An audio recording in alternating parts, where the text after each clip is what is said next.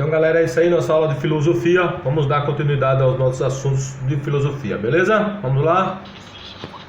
Esse é o símbolo, né, da filosofia. Por que a coruja é o símbolo da filosofia? Existem várias correntes que explicam isso. A primeira é que na mitologia grega, né, a deusa Atena, ela, a deusa da sabedoria, ela tinha a coruja como mascote. Outra questão é que também os gregos consideravam a noite como um momento do pensamento filosófico, a noite, a questão noturna, né? E como a coruja é um animal noturno, por ser uma ave noturna, acabou representando também essa busca pelo saber. Há ainda também outra explicação para tal relação, do que certamente o animal não se orgulharia tanto, né, de sua aparência, por ter os olhos muito grandes e por ter dado origem ao seu barulho, o seu barulhozinho ungly, né? Ter dado origem ao termo em inglês ugly, que significa feio.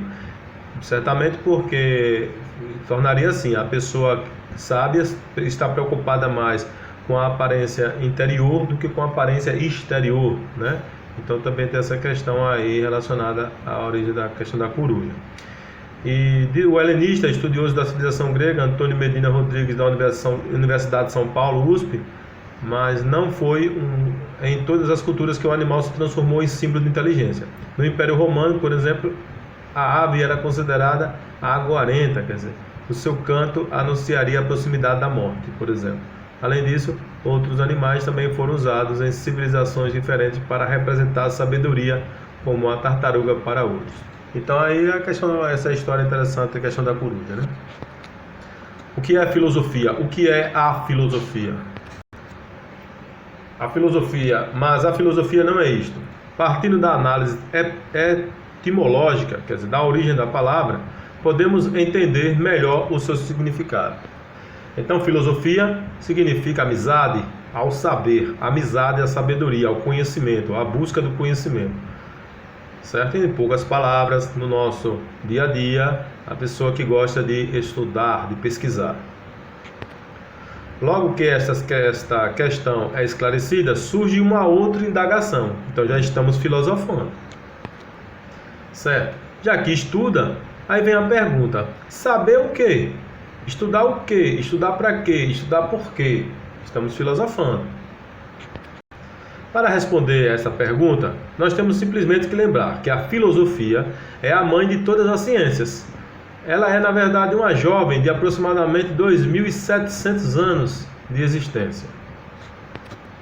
Olha lá, a filosofia busca entender o porquê das coisas. Por que isso existe? Por que isso é assim? Por que está aí? Possui como propósito a busca de perguntas, de questionamentos e indagações sobre as questões estudadas e observadas. Estudar filosofia, na verdade, é procurar por perguntas que nem sempre possuem respostas. Exemplo: de onde viemos? Né? De onde o homem veio? Para onde nós vamos? Quando você morre, o que é que tem do outro lado?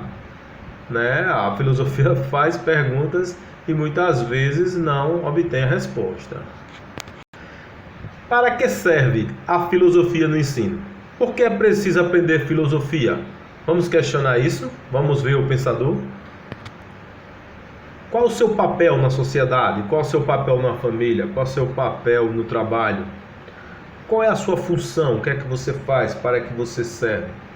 Quais competências e habilidades ela deve desenvolver, deve aprender, deve saber, deve usar naquele momento? Esse é o papel da filosofia.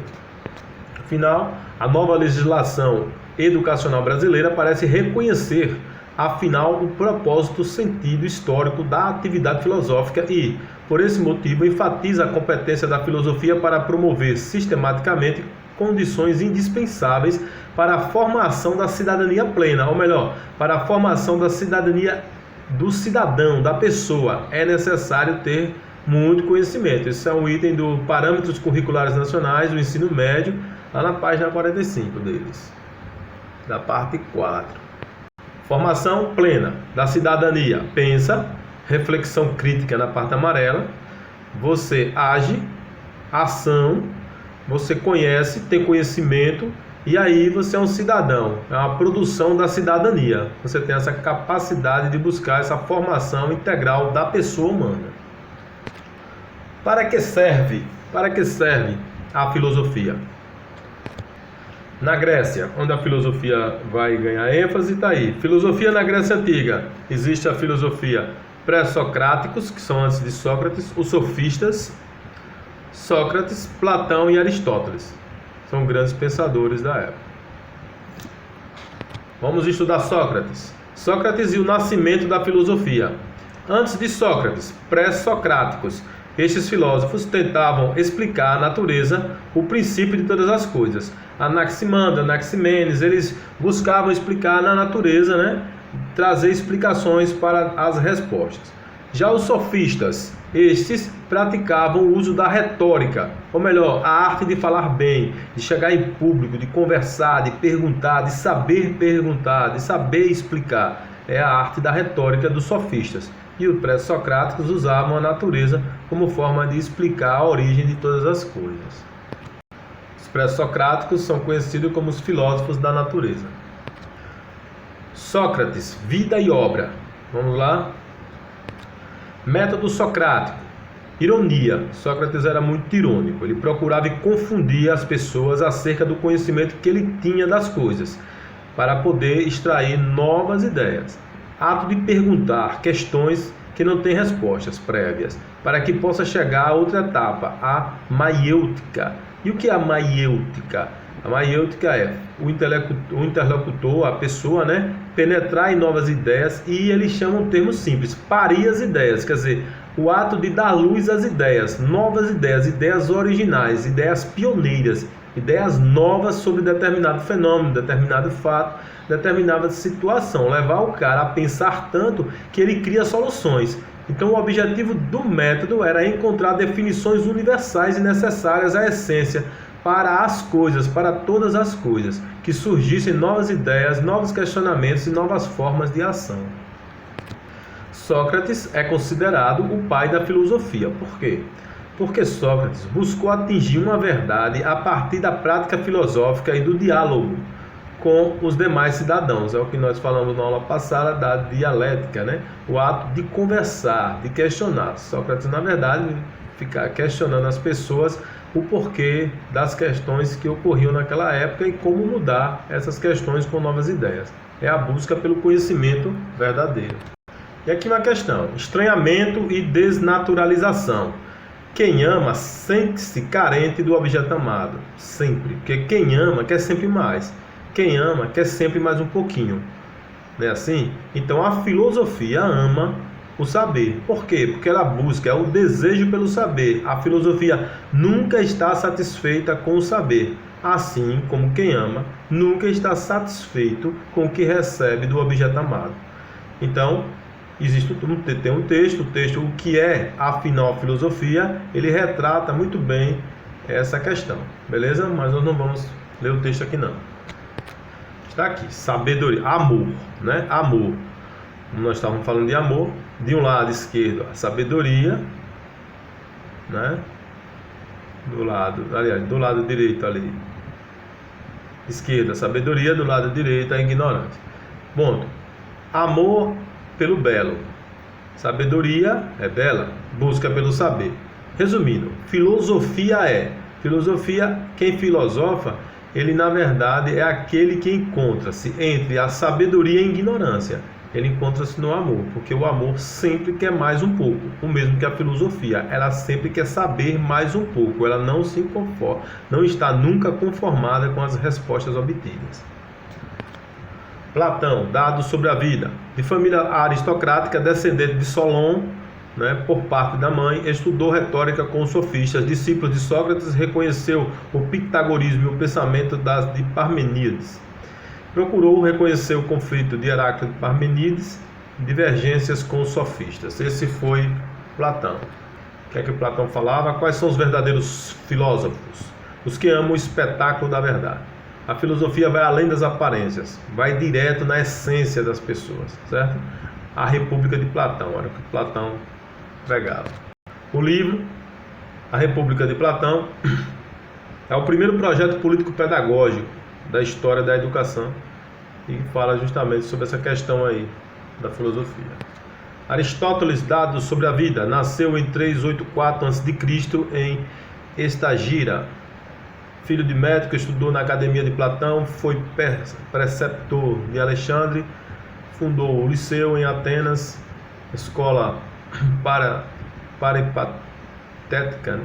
Paripatética, o grego paripatos, passeio por onde se anda, certo? Então esse foi Aristóteles. Para ser filosofia, que tipo de saber a filosofia busca? Não se contenta com saberes superficiais e não se contenta com as explicações míticas e fantasiosas, como da religião, por exemplo.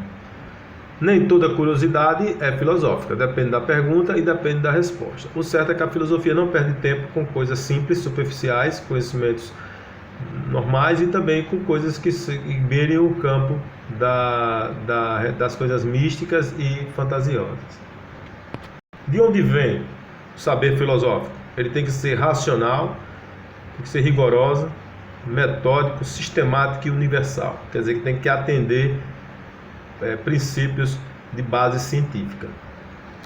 Contudo, nos lembra o Dermeval Saviani, em 1986, em seu livro, que para ser filosófico, o questionamento, a reflexão deve ser ao mesmo tempo radical, para analisar a profundidade e o problema em questão, buscando chegar às suas raízes e aos seus fundamentos, rigorosa, rigor, tem que ter investigação, no sentido de ser coerente e sistemática, conduzindo o pensamento com método de rigor para propiciar conclusões válidas e bem fundamentadas, certo? É de conjunto para tomar o objeto em questão, não de forma isolada e abstrata, como se fosse uma coisa única no mundo, não, mas uma perspectiva de totalidade, considerando os diversos fatores que, num dado contexto, o determinam e o condicionam, quer dizer, valores universais. Que a filosofia pretende desenvolver um conhecimento que vai além das crenças. As crenças geralmente são sensível, crença é opinião. Já a filosofia ela é suprassensível, sabedoria e razão. E os sofistas, eles eram filósofos amantes da opinião. Esses nomes, obviamente, estão em grego, que significam as palavras em português. Nossa sociedade tem vergonha de perguntar. Aí nós temos uma tirinha, e na tirinha o menino faz várias perguntas à mãe. Estão tomando uma sopa e ele fica perguntando à mãe. Aí uma pergunta: mãe, por que quando a gente liga para o número errado nunca dá o culpado? Aí a mãe: toma a sopa, menino. Aí ele pergunta: mãe, por que a placa proibido pisar na grama? Aí ele pergunta: como a placa proibido pisar na grama foi colocada lá? Alguém teve que pisar na grama, né? Por que as pessoas apertam o controle remoto com mais força quando a pilha está fraca? E a mãe: toma sopa, menina, até a mãe se irritar. Aí no final ele diz: por que, mãe, separado se escreve junto e tudo junto se escreve separado? E a mãe já estava bem irritada, né? Beleza, galera? Na nossa próxima aula, como o professor pode contribuir para desenvolver com o aluno o ato de perguntar e de elaborar perguntas filosóficas. Valeu, galera, aquele abraço, até a próxima aula. Aí, galera, valeu, até a próxima aula.